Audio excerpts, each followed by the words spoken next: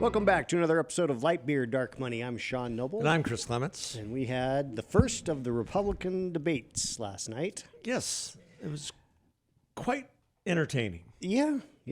So, quick takeaway, just overall takeaway was any of those people on the stage would make a remarkable president in comparison to Biden.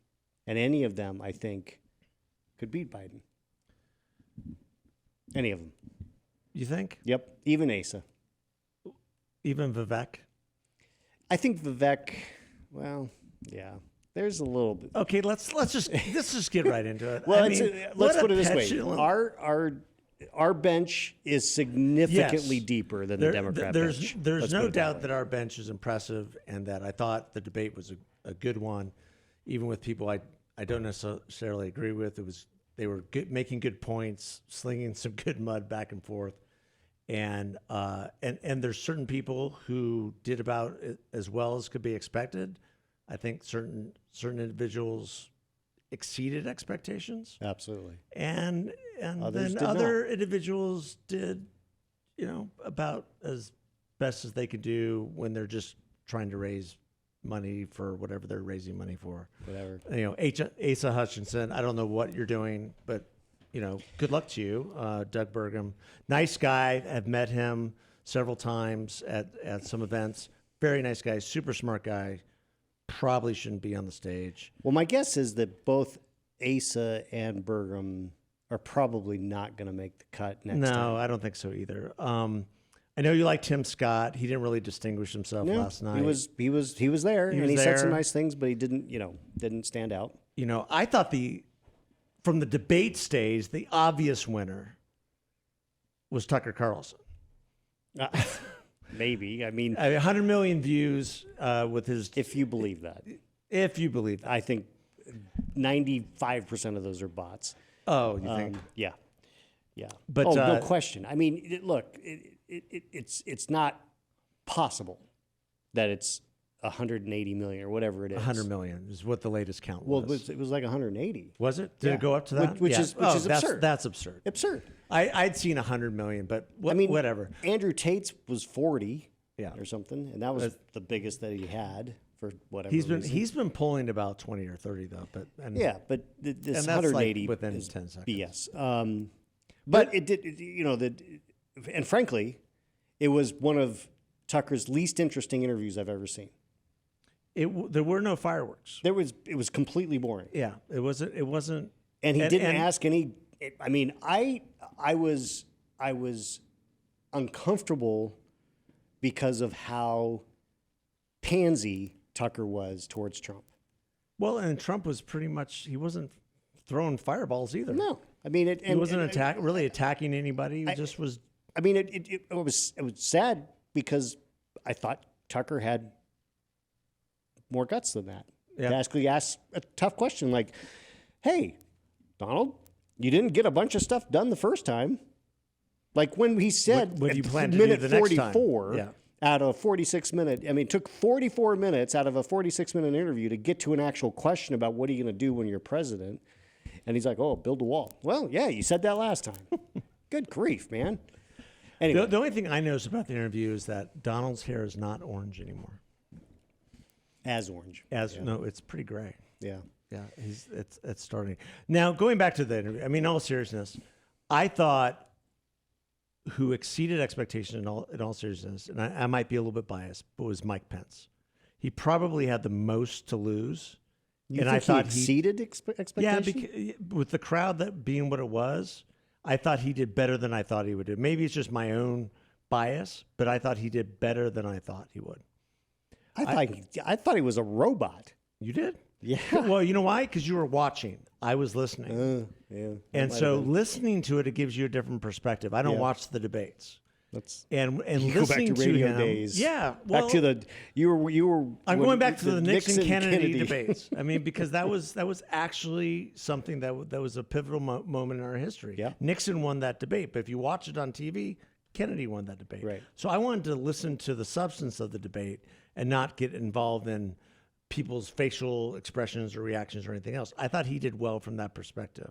I thought Nikki Haley did well from that perspective. Well, Nikki Haley did well. I thought Vivek came across as kind of a clown. And Vivek had a pretty strong start, although he took some jabs that I thought were a little bit over the top for a guy who's brand new to this and young, saying, the super PAC puppet, the bought and paid for. That was at DeSantis, right? Well, a bunch of them. He was, and I think that was his strategy. His strategy was, I'm just going to be the flamethrower, and then you just need to put me out. Well, to me, it's the question is, if you think, because he said Donald Trump was the best president in the 21st century, why the F are you running then? Because he's not running for president. With that statement, he proved he's not running for president. He has no organization, really. So what's he doing? He's not going to be vice president. He's just maybe Treasury Secretary or maybe Undersecretary of the muckety mucks. Dude, I don't know. To get some experience. I don't know. But the only thing when I finally, because I was driving around, I'm listening, and I just find I do better with that with debates. And I got home and I was watching, and what struck me almost immediately, as I was listening and watching, because I was doing stuff around the house too, Vivek's teeth. Those are some shiny, shiny choppers. I mean, I need to go see his dentist. You want his dentist? Oh my goodness, Vivek, if you're listening, please let us know who your dentist is. Oh my goodness, those were so bright. I had to turn down the TV just a little bit. Let's get the contrast. I mean, that was actually, I think, the biggest, his brightest moment last night, I think, was his teeth. Yeah, he's got quite the smile. And then, what do you think about Chris Christie? Well, I thought Chris Christie did exactly what we expected him to do. He had some pretty good zingers. The GPT candidate was pretty good. That was good. And he had a strong ending. I mean, it's true. Chris Christie is the guy who has beat an incumbent Democrat in a blue state. And the last time that happened, the last time we had an incumbent Democrat that was beat was by Reagan, governor from a blue state. He pointed that out. So I mean, Christie has more to offer than people give him credit for, and because he was a good governor, it'll be interesting to see if he pivots a little bit on leaning in more on his experience as a governor and less on I'm going to take down Trump. More on policy and what he plans to do for the country rather than just bashing Trump. Right. And being the never Trumper of the group, obviously. Yeah, and I find it interesting that you thought Pence exceeded expectations, because if you watched it, Pence came across as completely intolerable in just a very oh my gosh, dude, get over yourself. I mean, he's so smug. Yeah. So smug. It was insane. Yeah. Let's talk about me. I mean, let me answer the question about myself. I mean, come on, dude. I mean, it was embarrassing. I thought he defended his position and what he did for the country on January 6th, though, well. Yeah, he did. But I thought that was probably his best moment. But he's leaned into it a little bit. I mean, it's like, okay, you upheld the Constitution. Duh. Right. That's what you're supposed to do. And pretty much everyone there thanked him for it. Yeah. Thanks for doing that. So the big question. Nikki Haley definitely exceeded expectations. I think we're going to see a bounce for her. Now you've got a lot of people saying, "Oh, she's a warmonger. She's this is outrageous. She's leaning in on the Ukraine," but she made some pretty strong points and shut down Vivek pretty hard. I thought that was pretty effectively. That was a good beatdown. Yeah, and she did well with that. I mean, that was her big moment. It was the best beatdown of the night. Yeah, that was her big moment. And DeSantis, lead article in National Review: Haley and Pence are the only foreign policy candidates. I thought Haley eclipsed Pence. Oh, yeah, absolutely, for sure. Well, she's I mean, she's got more it. Yeah. Than he does. DeSantis, he fine. I heard an analysis this morning. DeSantis really didn't have to do anything. All he had to do was just show up, be there, and not be the source of fire. Well, but he also needed to not do any of the things that the super PAC memo said, which he did a pretty good job of avoiding that. He didn't.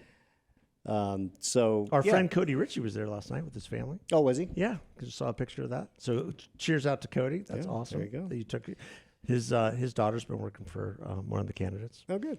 So it's all good. Yeah. The moderators didn't do a great job of keeping it under control. I'm sorry. I'm tired of Martha McCollum and Brett Baier at these Fox debates. They're not very competent in in just corralling the candidates, making sure things run the way they should. I thought the crowd was good. The first of it was disarming, but then I'm like, you know what? That's kind of fun. What the heck? Well, debates are so different now than they used to be. That, once Trump came on the scene in 2016, debates have completely changed. They become more a circus. Yeah, more of a circus, more of a ring match. Yeah. Which is very interesting. Who we missed? We talked about everybody? Well, we talked about because Burgum and Asa not going to be there next time probably. Yeah. Tim Scott, like him, but didn't stand out. Yeah, he just didn't stand out. Nice guy, obviously. And then but the kind of the sad thing. So what I'm hearing, I think you think like Nikki won. Do you think she won? I think she did the best of. She exceeded. So she if really you go exceeded. from the expectation game. She exceeded expectations beyond anyone else's. So whether she won the debate, you could, a lot of people are going to say Vivek did. Some people say DeSantis did. Depends on how you frame it. But I think she exceeded expectations better than anybody else. Those three definitely shine the most. Yeah. But the kind of the sad thing about it is that it doesn't matter. Yeah. Because Trump's going to win. Trump's still 50, 60 points ahead. This is like, it's a sideshow. And whether it was a milquetoast interview, which I agree with that, it was more just Trump, giving him an audience, or if it was 30 million or 40 million or 20 million, they still won the night. And that Trump's poll numbers aren't going to go down. No. And this is, it's almost an exercise in futility. I guess you could say, unless something really dramatic happens this fall, and yes, it's early. Yes, there's plenty of time for a lot of things to happen. Trump could. It's not even the end of August. No one's paying attention yet, really. Trump could fall over dead. God forbid. But he's being arraigned today, right? Yeah, in Georgia. And so there needs to be, options. I guess.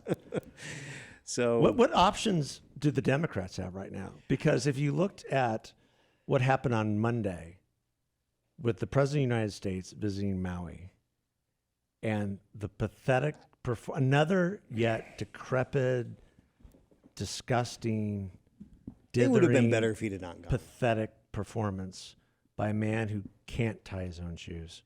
It's. Could you imagine Donald Trump? Well, forget Donald Trump. Anybody going to a disaster like what's happened in Maui or Katrina or any other hurricane or anything, and trying to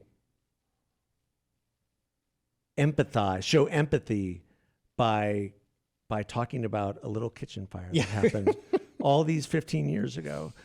I almost lost my cat and my Stingray. And my Corvette. Yeah. Could you imagine the press and what would happen? It would be lead headlines. Even for George days. W. Bush, Ronald Reagan, Eisenhower, pick a Republican. Yeah. The press would be inflamed. Yeah.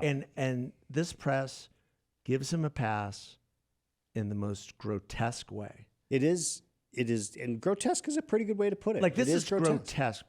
What's coming out of Maui right now, the testimony, the testimony of people saying that they were trying to escape Front Street and the police had the entire town blocked and people died on Front Street because the police would not let people escape. And the president of the United States has the gall, the complete stupidity to go there and tell a story about a little tiny kitchen fire where nobody died. It was started with a lightning strike, though, Chris. Well, there's some people saying that this fire started with a space laser, which is crazy. But we are going to find out more and more about the incompetence of that day. Of first of all, having all these children, in their homes alone while their parents are working, the police not allowing people to leave Maui, leave Front Street, get out, and being incinerated in their cars, and then the sirens not going off, and the man who was supposed to flip the switch on that, justifying it on national television, Right. saying, well, when the sirens go off, the people of Maui are trained to head to the hills. I'm like, not if they see there's flames in the hills. Exactly. It's like, oh, so you don't trust the people to.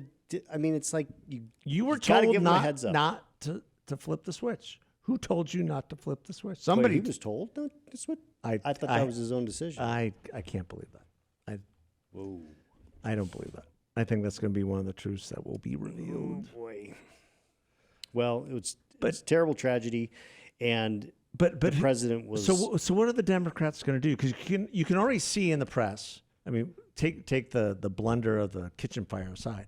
You can already see like the Hunter Biden stuff. Everything is beginning to roll. There's going to be an impeachment inquiry announced here in 2 weeks for sure. To your point at the last podcast, which was a great point, it has to happen. You can't have this going down in Florida and Georgia and not flip the switch on our impeachment. And who are they going to get? Newsom? Could be Newsom. I still think that there's his state is in a death spiral. Yeah.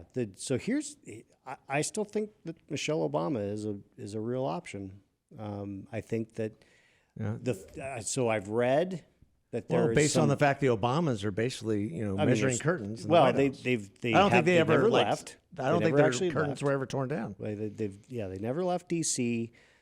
Obama still got his hands in everything, and you just pick up little things here and there when you read the Insider DC, like Axios or Politico. Yeah, of course. There's whisperings that Biden people are frustrated that Obama and his team are not leaning in more and being more vocal in their support of Biden. Well, why would they? It's not that they're leaning in; they're circling like sharks. That's kind of what I'm thinking. I mean, I think. Oh, and by the way, the majority of the White House staff is all Obama holdovers anyway. So why wouldn't they be?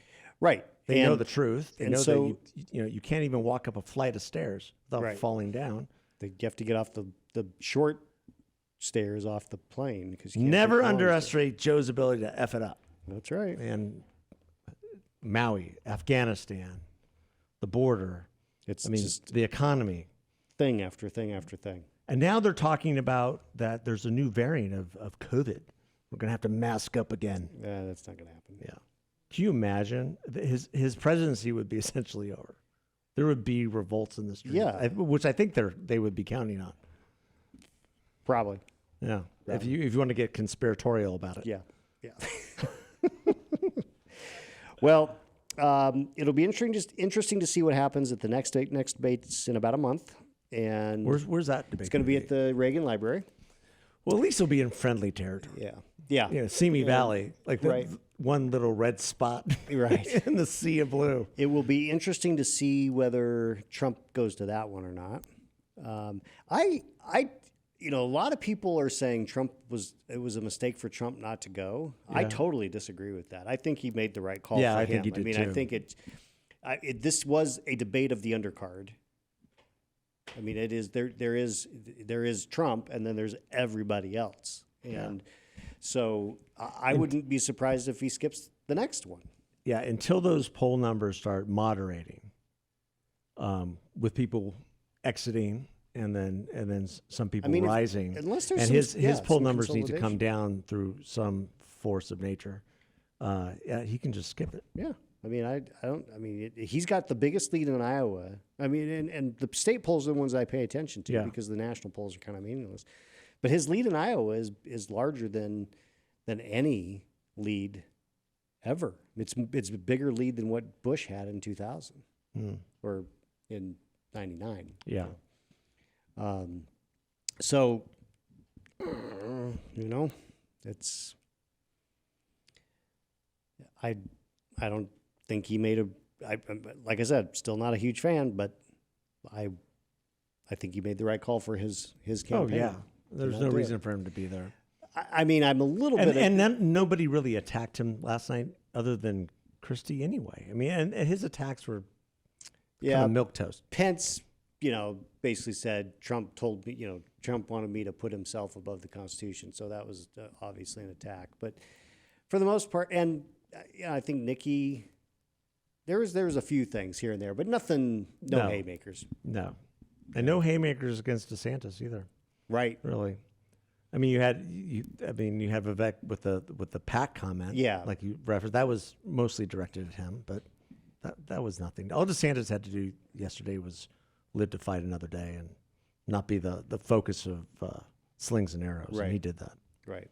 But it will be interesting to see if there's any movement in the numbers over the next week or so. Yeah. So maybe when we get back together next week, we can see if there's been movement. I doubt it. I bet Vivek gets a bump.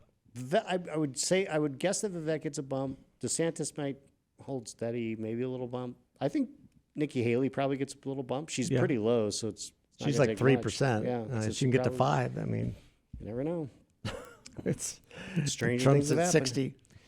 I mean, she did have the classic Margaret Thatcher line. I was waiting for it.